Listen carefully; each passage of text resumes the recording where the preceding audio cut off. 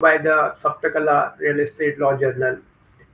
We are going to take today to you two very technical subject and very important subject of Prime Minister Awas Yojana, the affordable housing, uh, how to qualify your project into affordable housing for Prime Minister Awas Yojana, who are those beneficiaries, what are those configurations, who will be funding it, how much I am going to get the money, and how the beneficiaries are benefited, what are those exemption limits, what are the criteria you need to give, and all that which we are going to discuss right now in this capsule. If you have any questions, you can always put it in the chat box and you can always subscribe to our channel, or you can always send me an email on editor@saptakala.com so that we can have some good interactions.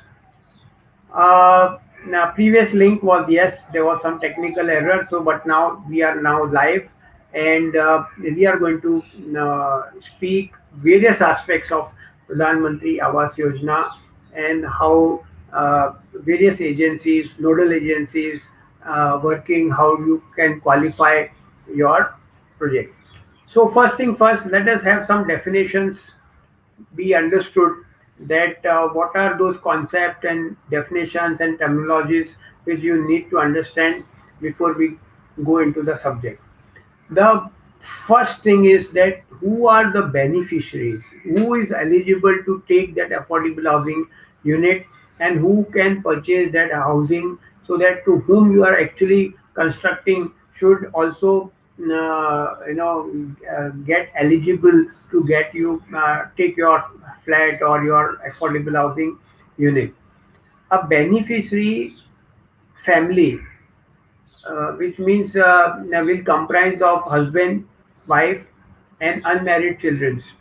The beneficiary family basically should not own a pakka house anywhere in the or any dwelling units in either in his or her name, or in the name of any member of the family in the any part of India. So you should be homeless and you should not own any house even in your name of your family. Those are the beneficiary, and it is a family. Even you can say, okay, I don't own any house, but then even in the family somebody is owning it, then you are not eligible to take the house.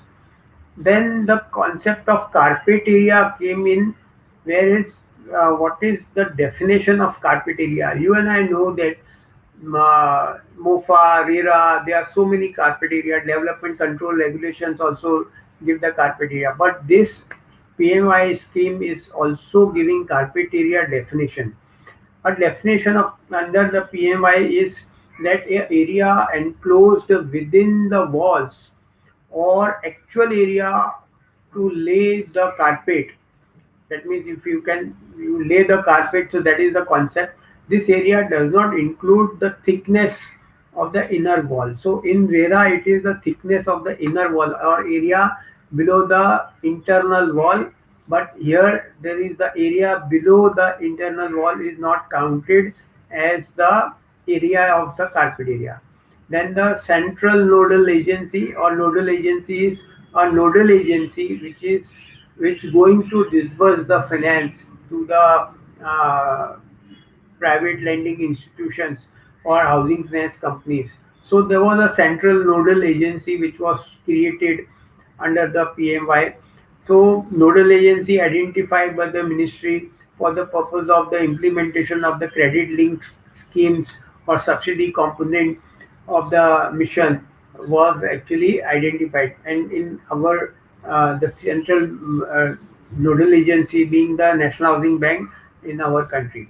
Then the definition comes for economic weaker section of the society, for whom this actually basically a subsidy or a homelessness people were actually target of this particular PMY, and the major objective was that by 2022 housing for all should be achieved, and it all started from 2015 to 2022. So that is where the economic weaker section of the society is people those who are actually earning less than 3 lakh rupees annual income are qualified as a economic weaker section of the society. Then economic weaker section house is also defined under PMY is an all-weather single unit or a unit in a multi-story superstructure having carpet area of almost 30 square meter and with the adequate basic civic amenities of water, drainage and water and electricity. These are the two, three things which you need to give to the EWS housing. Who will be implementing the agencies? Implementing agencies are the agencies such as the urban local bodies or development authorities, or every state is having its own implementing agency. Some people have gone in for the urban development department as a implementing agency. People have the other states have gone for the housing boards as the nodal agencies or implementing agencies. So different states are having different agencies. Low income group, that is LIG, is defined as the LIG household are defined as household having an annual income of 3 lakh rupees, 3 lakh 1 rupees to 6 lakh rupees.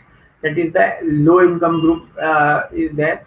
And the primary lending institution PLI is also being defined.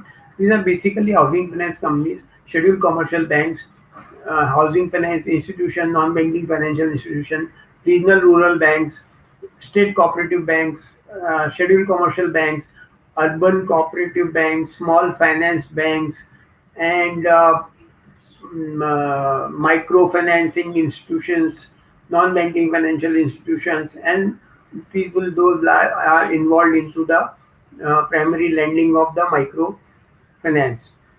State land nodal agencies are basically the nodal agencies designated by the state government for implementing the mission, mostly housing boards and housing or urban development ministers.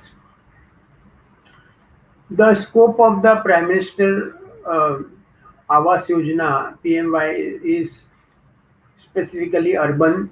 That it was for housing for all, as I've told you, that from 2015 to 2022 was the year earmarked for housing for all, and the mission was that by 2022, unfortunately, the corona and the lockdowns have come in, but the government, many, I'm not going into the statistics and details, but it was a majorly achieved and more than some 50-60 lakhs or maybe a crore of housing already constructed and handed over under the scheme.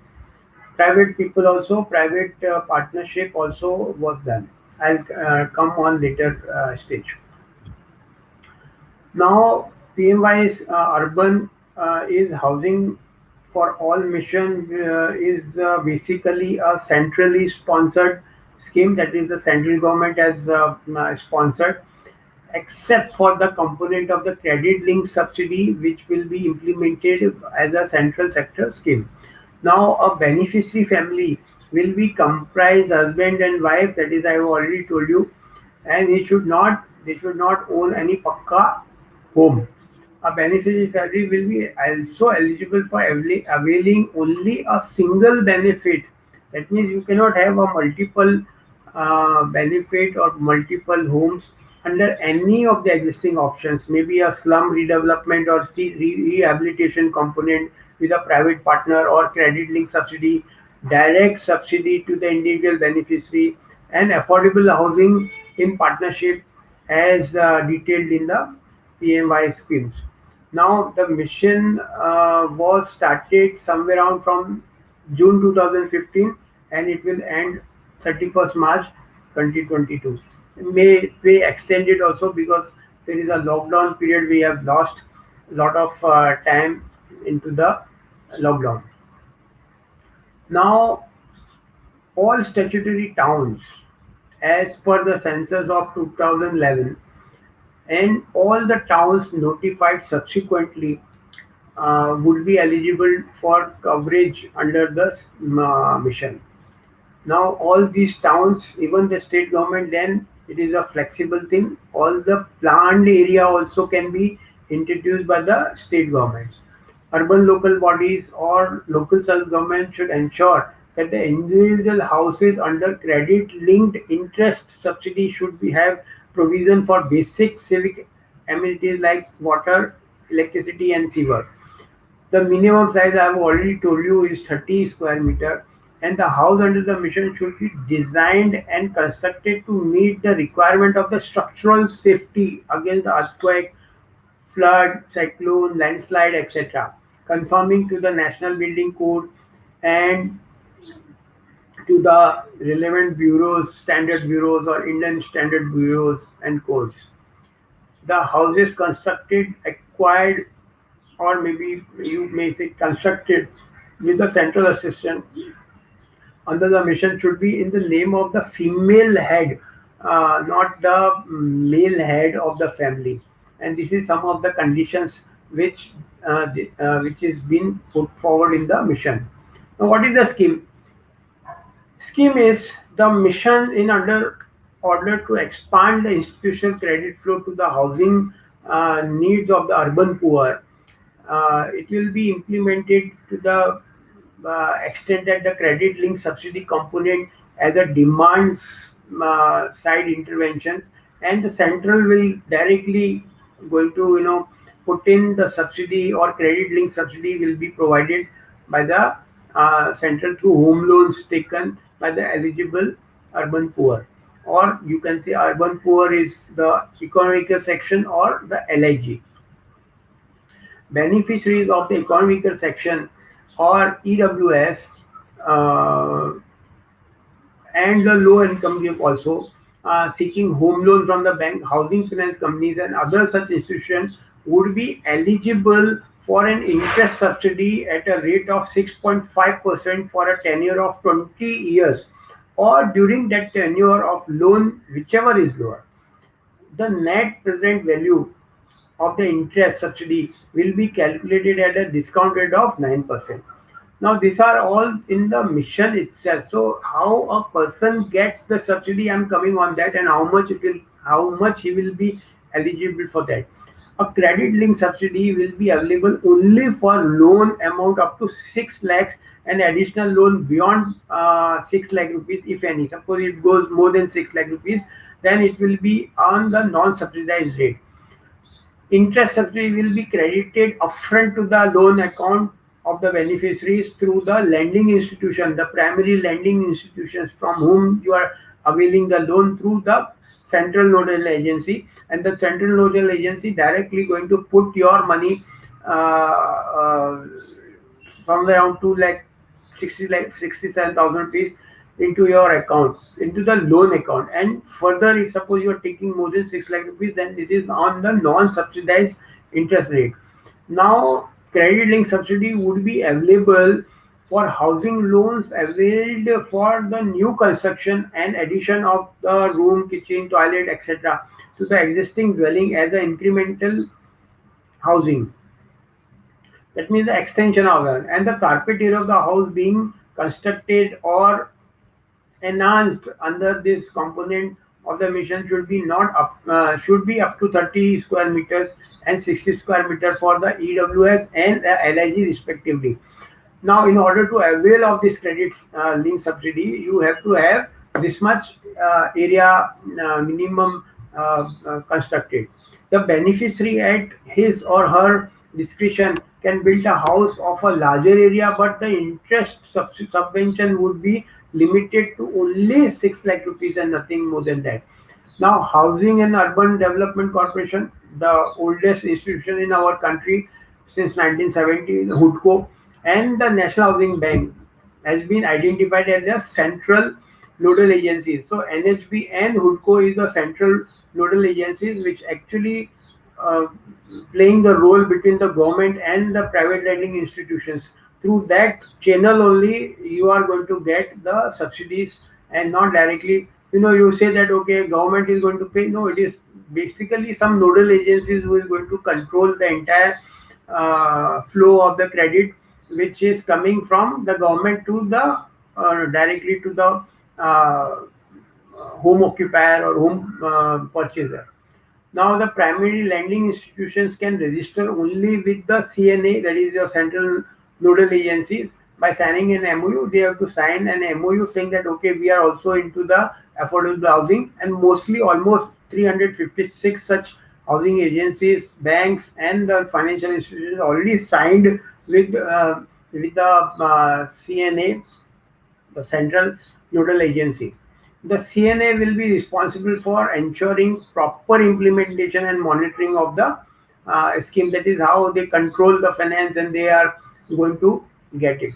Now, I will come directly on some of the major part of the mission. That is, under the mission, the beneficiary can take advantage under one component only. I've told you that they cannot have uh, other component, since the other three components are to be implemented by the state government through the local self government or authorities, and this component is to be implemented by the PLI, that is primary lending institutions. Therefore, in order that beneficiaries do not take advantage of more than one component, the PLI should take NOCs quarterly from the state governments and the designated agencies of the state government, and of the list of the EWS beneficiaries being given benefit under the credit link scheme. So that link and the subsidiary list are also been you can say shared with different authorities, and if you find found to be availed more than one, then there will be a music in your ears. So now I'm coming on to it. People usually do it, but then now people now getting some good, you can say, advantage of the Prime Minister Awas Yojana.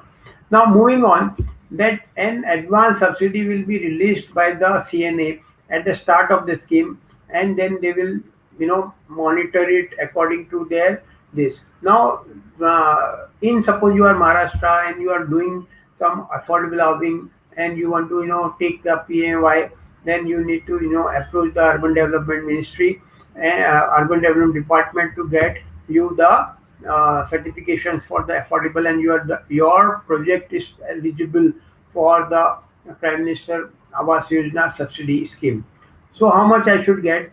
In lieu of the processing fees of the housing loan, suppose a subsidy will be credited to the PLI directly to the borrower's account upfront by deducting it from the principal and loan amount of the borrower. So whatever the borrower has, say 12 lakh rupees to 6 lakh rupees, the directly the subsidy will be given to the borrower. In lieu of the processing fees for housing loan for the borrower under the scheme, the PLI